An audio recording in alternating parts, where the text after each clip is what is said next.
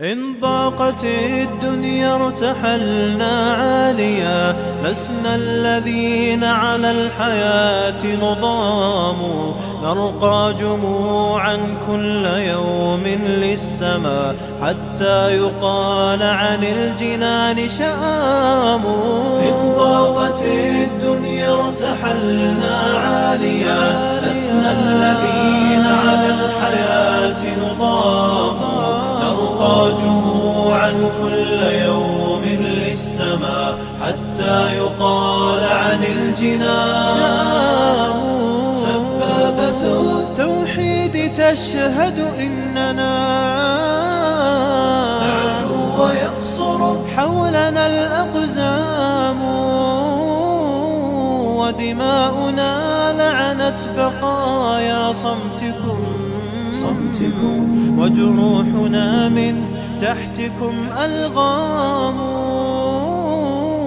سبابة التوحيد تشهد إننا. السلام عليكم ورحمة الله وبركاته. إن الحمد لله نحمده ونستعينه ونستغفره، ونعوذ بالله من شرور أنفسنا ومن سيئات أعمالنا.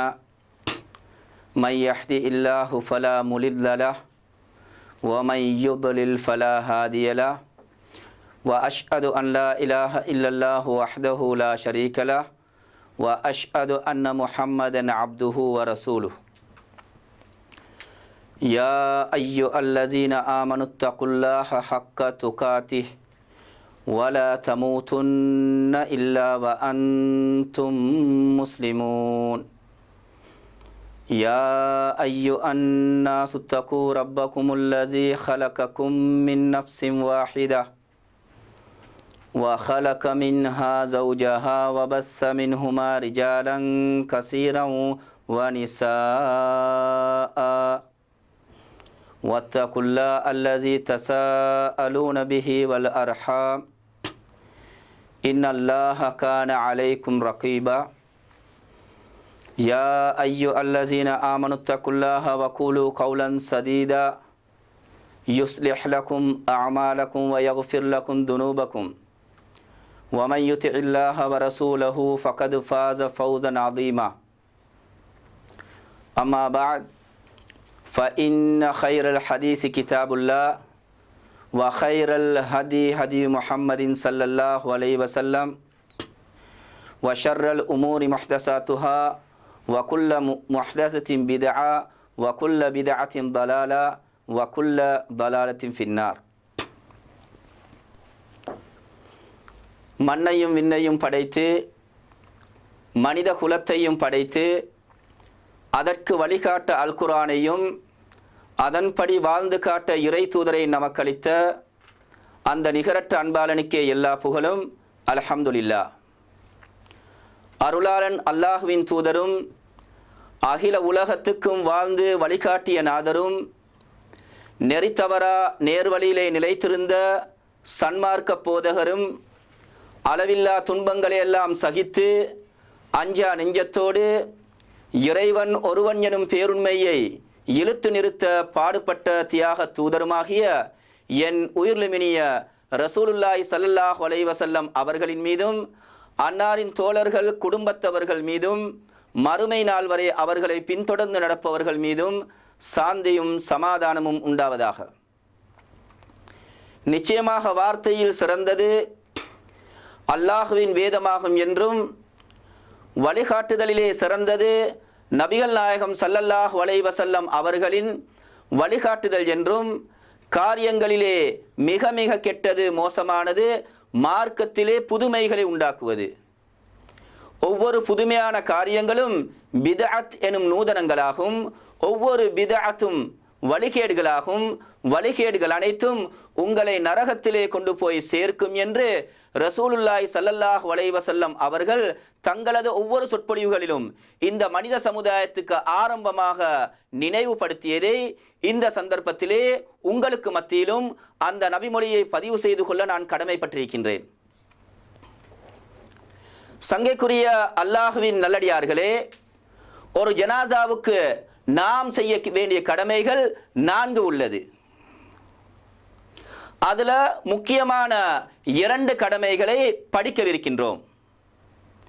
ஒரு ஜனாசாவை எப்படி குளிப்பாட்டுவது, ஒரு ஜனாசாவுக்கு எப்படி கஃனிடுவது போன்ற விடயங்களை ஆதாரத்தோடும் செயல்முறை ரீதியாகவும் படிக்கவிருக்கின்றோம். சில விடயங்கள் இருக்கின்றன, அது எல்லோரோடும் சம்பந்தப்படுவதில்லை.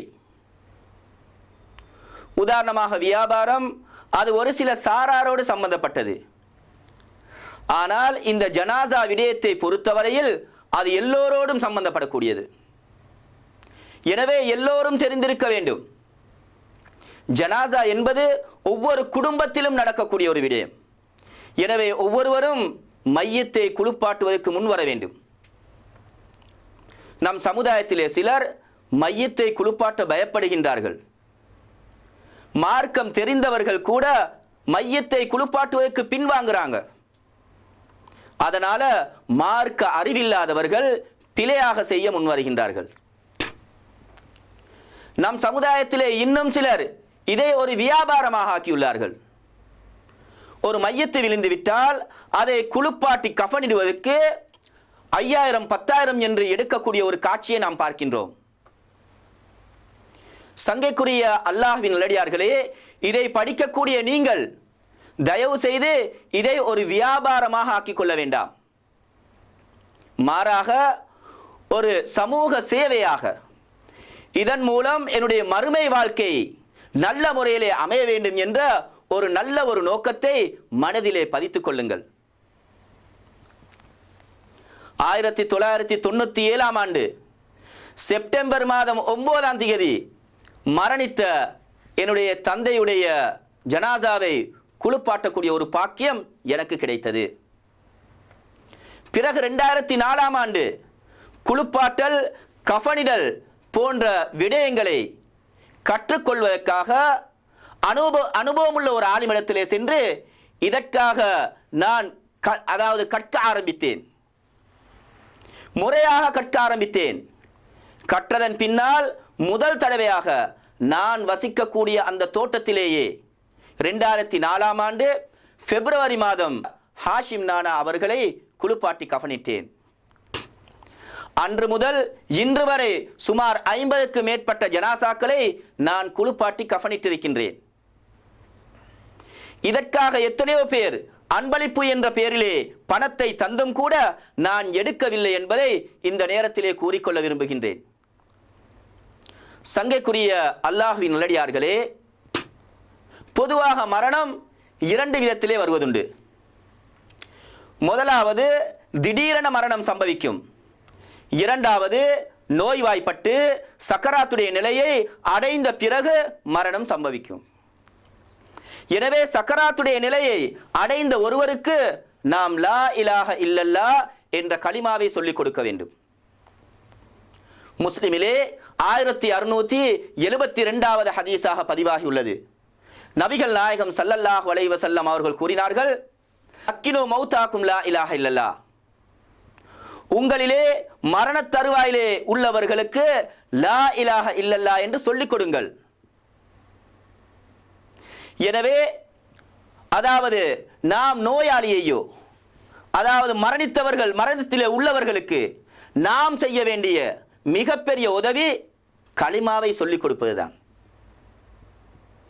அடுத்து நாம் நோயாளியையோ அல்லது இறந்தவர்களையோ பார்க்க சென்றால் நபிகள் நாயகம் ஸல்லல்லாஹு அலைஹி வஸல்லம் அவர்கள் கூறினார்கள், நீங்கள் நல்லதையே சொல்லுங்கள், ஏனெனில் நீங்கள் சொல்வதற்கு மலக்குமார்கள் ஆமீன் கூறுகின்றனர். இது முஸ்லிம்ல 1677வது ஹதீஸாக பதிவாகியுள்ளது. அடுத்து இறந்த உடனே நாம் என்ன செய்ய வேண்டும்? முதலில் 2 கண்களையும், மையத்தினுடைய 2 கண்களையும் மெதுவாக இவ்வாறு மெதுவாக கசக்கி மூடிவிட வேண்டும். இறந்த உடனே உடம்பு சொல்ற மாதிரி கேட்கும். அந்த நேரத்திலே நாம் செய்ய வேண்டும். முஸ்லிமிலே 1678வது ஹதீஸாக பதிவாகியுள்ளது. உம்மு சலமா ரலியல்லாஹு அன்ஹா அவர்கள் அறிவிக்கின்றார்கள், தஹல ரசூலுல்லாஹி ஸல்லல்லாஹு அலைஹி வஸல்லம் அலா அபி சலமத வகத் ஷக்க பஸருஹு. ரசூலுல்லாஹி ஸல்லல்லாஹு அலைஹி வஸல்லம் அவர்கள் அபூ சலமா ரலியல்லாஹு அன்ஹு அவரிடத்திலே அவரது பார்வை நிலை குத்தி நின்ற நிலையிலே வந்தார்கள். ஃபஅக்மலஹு, அவருடைய கண்களை மூடிவிட்டார்கள். சும்ம கால இன்ன ரூஹ இதா குபில தபிஅஹுல் பஸர், பின்பு கூறினார்கள், உயிர் கைப்பற்றப்படும் போது பார்வை அதன் மேல் திரும்புகின்றது. ஃபலஜ்ஜ நாசும் மின் அஹ்லிஹி, அப்போது அவருடைய குடும்பத்திலே சிலர் சப்தமிட்டு புலம்பி அழுதார்கள். ஃபகால லா ததுஉ அலா அன்ஃபுசிக்கும் இல்லா பிகைர், நீங்கள் உங்களுக்கு நல்லதை தவிர வேறெதையும் வேண்டாதீர்கள் என்று கூறினார்கள். ஃபஇன்னல் மலாயிகத யுஅம்மினூன அலா மா தகுலூன், ஏனெனில் நீங்கள் சொல்வதற்கு மலக்குமார்கள் ஆமீன் கூறுகின்றனர். சும்மகால், பின்பு கூறினார்கள், அல்லாஹ் மக்ஃபிர்லி அபி சலமா, சுபஹானல்லாஹ், அபூ சலமாவுடைய பாவத்தை மன்னிப்பாயாக. வர்ஃபா தரஜதஹு ஃபில் மஹ்தியீன், நேர்வழி பெற்றவர்களோடு சேர்ந்து இவரது தகுதியை உயர்த்துவாயாக. வஹ்லுஃப் ஃபி அக்பிஹி ஃபில் காபிரீன், அவருக்கு பிறகு எஞ்சியிருப்போருக்கு அவரை விட சிறந்த துணையை வழங்குவாயாக. வக்ஃபிர் லனா வலஹு யா ரப்பல் ஆலமீன், அகிலத்தின் அதிபதியே எங்களுக்கும் அவருக்கும் மன்னிப்பு வழங்குவாயாக. வஃப்ஸஹ் லஹு ஃபீ கப்ரிஹி வனவ்விர் லஹு ஃபீஹி, அவரது மன்னரையை விசாலமாக்குவாயாக, அதிலே அவருக்கு வெளிச்சத்தை ஏற்படுத்துவாயாக என்று பிரார்த்தித்தார்கள். எனவே நாங்களும் இறந்தவருடைய வீட்டுக்கு சென்றால் இப்படியான அற்புதமான துஆவை நாங்கள் ஓத வேண்டும். அல்லாஹ் மக்ஃபிர்லி அபி சலமா என்பதற்கு பதிலாக உதாரணமாக ஒருவருடைய பெயர், இறந்தவருடைய பெயர் அப்பாஸ் என்று சொன்னால் அல்லாஹ் மக்ஃபிர்லி அப்பாஸ் என்று கூறலாம். அல்லது இறந்தவருடைய பெயர் தெரியாவிட்டால் பொதுவாக அல்லாஹ் மக்ஃபிர்லில் மையித்தி என்று கூறலாம். அடுத்து இறந்த உடனே நாம் இந்த மையத்தினுடைய கை கால்களை எல்லாம் மடித்து நிமிர்த்தி அட்ஜஸ்ட் பண்ண வேண்டும். இப்போ இந்த கையை என்ன செய்யணும், அப்படியே இது மடிக்கையில் இப்படி மடித்து நிமிர்த்தி அட்ஜஸ்ட் பண்ண வேணும் இந்த கையை. அடுத்து இந்த காலையும் என்ன செய்யணும், அந்த மடிக்கணும், மடித்து நிமிர்த்தி நம்ம அட்ஜஸ்ட் பண்ண வேண்டும். வாய் திறந்திருந்தால் நாடிய கட்டிவிட வேண்டும். மையத்தினுடைய வாய் திறந்திருந்தால் அதுக்கும் எங்களுடைய சமுதாயம் கதை சொல்லும்.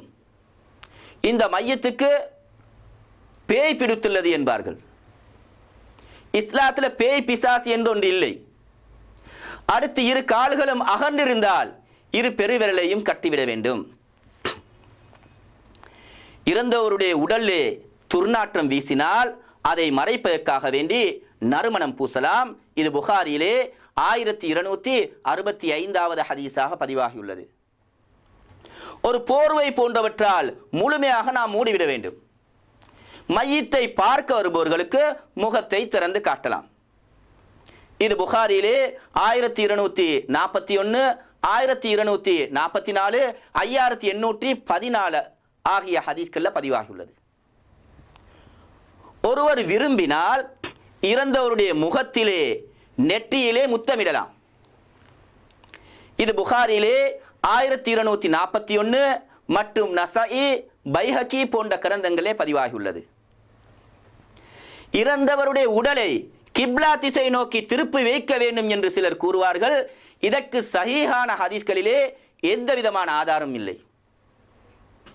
சங்கைக்குரிய அல்லாஹ்வின் நல்லடியார்களே, ஒருவர் மரணித்து விட்டால் அவரை அடக்கம் செய்வதற்கு முன்னால குளிப்பாட்டுவது அவசியமாகும். ஆனால் சில இடங்களிலே இறந்த உடனே அடிக்கழுவுதல் என்ற பெயரிலே ஒரு முறை குளிப்பாட்டுகின்றனர். அல்லது மையத்தினுடைய இந்த தொப்புளிலே இருந்து முழங்கால் வரையுள்ள பகுதியை நன்றாக கழுவிவிட்டு மக்களுடைய பார்வைக்கு வைப்பார்கள். பிறகு அடக்கம் செய்வதற்கு முன்னால் ஒரு முறை குளிப்பாட்டுவார்கள். இப்படி 2 தடவைகள் குளிப்பாட்ட வேண்டும் என்று குர்ஆனிலோ ஹதீஸிலோ வரவில்லை. மாறாக பொதுவாக அடக்கம் செய்வதற்கு முன்னால் குளிப்பாட்டுமாறுதான் எங்களுக்கு சொல்லப்பட்டுள்ளது.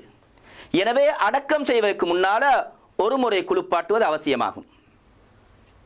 சுன்னத் என்றோ கடமை என்றோ கருதாமல் இறந்தோருடைய உடலிலிருந்து துர்நாற்றம் வரக்கூடாது என்பதற்காக வேண்டி 2 தடவைகள் குளிப்பாட்டினால் அது குற்றமாக ஆகாது. சங்கைக்குரிய அல்லாஹ்வின் நல்லடியார்களே, இப்பொழுது நாங்கள் ஒரு ஜனாசாவை எப்படி குளிப்பாட்டுவது என்ற விவரங்களை முழுமையாக நாங்கள் இப்போது பார்க்கவிருக்கின்றோம். ஒரு ஜனாசாவை குளிப்பாட்டுவதற்கு என்ன குவாலிஃபிகேஷன் தேவை? முதல்ல மனதைரியம் தேவை. மையத்தை கண்டு பயப்பட வேண்டிய அவசியம் இல்லை. நாங்களும் ஒரு நாளைக்கு மரணிக்கவிருக்கின்றோம் என்ற அந்த எண்ணம் நம் மனதிலே ஆழமாக பதிய வேண்டும். பொதுவாக நாம் அனைவர்களும் குளிப்பவர்கள் தான். நம் எல்லோருக்கும் குளிக்க தெரியும்.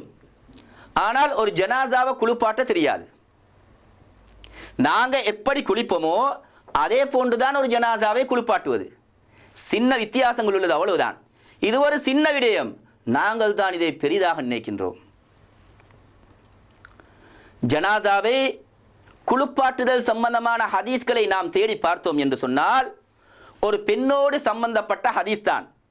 அதாவது நபிகள் நாயகம் ஸல்லல்லாஹு அலைஹி வஸல்லம் அவர்களுடைய மகள் ஸைனப் ரலியல்லாஹு அன்ஹா அவர்களுடைய செய்திதான் நமக்கு கிடைக்கக்கூடியதாக இருக்கின்றது. பொதுவாக ஆண் மையத்தை ஆண்கள் குளிப்பாட்ட வேண்டும், பெண் மையத்தை பெண்கள் தான் குளிப்பாட்ட வேண்டும். ஆனால் கணவன் விரும்பினால் மனைவியை குளிப்பாட்டலாம், மனைவி விரும்பினால் கணவனை குளிப்பாட்டலாம். இது அபூ தாவூத், இப்னு மாஜா, அஹ்மத் போன்ற கிரந்தங்களிலே பதிவாகியுள்ளது. குளிப்பாட்டுபவர் உறவினராக இருப்பது நல்லது. குளிப்பாட்டு முறையை நன்றாக தெரிந்தவராக இருக்க வேண்டும். குளிப்பாட்டுபவர் மையத்திலே காணப்படும் குறைகளை மறைக்கக்கூடியவராக இருக்க வேண்டும். இப்படிப்பட்டவர்கள் தான் குளிப்பாட்ட முன்வர வேண்டும். மரணித்தவர் தான் உயிரோடு வாழுகின்ற காலத்திலே தன்னுடைய உடம்பிலே உள்ள குறைகளை மறைத்து வாழ்ந்திருப்பார். அதை குளிப்பாட்டுபவர் கண்டாலும் மறைக்க வேண்டும், யாருக்கும் சொல்லக்கூடாது. இதுக்கெல்லாம் மிகப்பெரிய ஒரு கூலியை வைத்திருக்கின்றான். சுப்ஹானல்லாஹ். நபிகள் நாயகம் ஸல்லல்லாஹு அலைஹி வஸல்லம் அவர்கள் கூறினார்கள், பைஹகி, ஹாக்கிம் போன்ற கிரந்தங்களிலே பதிவாகியுள்ளது, மன் கஸ்ஸல மையித்தான், யார் ஒரு மையத்தை குளிப்பாட்டுகின்றாரோ, ஃபகதம அலைஹி, அவருடைய உடல் குறைகளை மறைத்து விடுகின்றாரோ, கஃபர் அல்லாஹு லஹு 40 மர்ரா, 40 தடவைகள் அல்லாஹ் அவரை மன்னிக்கின்றார். எவ்வளவு பெரிய ஒரு தரஜா! அடுத்து குளிப்பாட்டும் போது சில இடங்களிலே எத்தனையோ வகையான தண்ணியை கேட்பார்கள். கிணறு தண்ணி, ஆத்து தண்ணி, கடல் தண்ணி, இப்படியெல்லாம் கேட்டு கஷ்டப்படுத்துவார்கள். நபிகள் நாயகம் ஸல்லல்லாஹு அலைஹி வஸல்லம் அவர்கள் வாழ்ந்த அந்த பகுதியிலே இப்படி கடல் தண்ணி இருந்ததா என்பதை கூட நாம் சிந்திப்பதில்லை. எனவே குளிப்பாட்டும் போது பொதுவாக சும்ம தண்ணியால, அதாவது சாதாரண தண்ணியால நாங்கள் ஒரு முறை குளிப்பாட்ட வேண்டும். பிறகு இளந்த இலை கலந்த தண்ணி, அந்த காலத்தில் அழுக்குகளை அகற்றுவதற்காக பாவிப்பார்கள். அது கிடைத்தால் பாவிப்பது, அது இல்லாவிட்டால் அழுக்கை போக்கக்கூடிய சவர்க்கார வகைகளை பயன்படுத்தலாம். கடைசி தடவை கழுவும் போது கற்பூரத்தை தண்ணீரில் கலந்து கழுவ வேண்டும். குளிப்பாட்டும் போது இந்த மையத்தினுடைய ஆடைகளை எல்லாம் நாங்கள் அகற்ற வேண்டும். இது அபூ தாவூதுல பதிவாகியுள்ளது. பிறகு மறைவிடத்தை இப்படி கலர் புடவையால், இப்படி ஒரு கலர் புடவையால் மறைவிடத்தை மறைக்க வேண்டும். பெண் மையத்தாக இருந்தால் மார்பகத்தையும் சேர்த்து மறைப்பது. வெள்ளை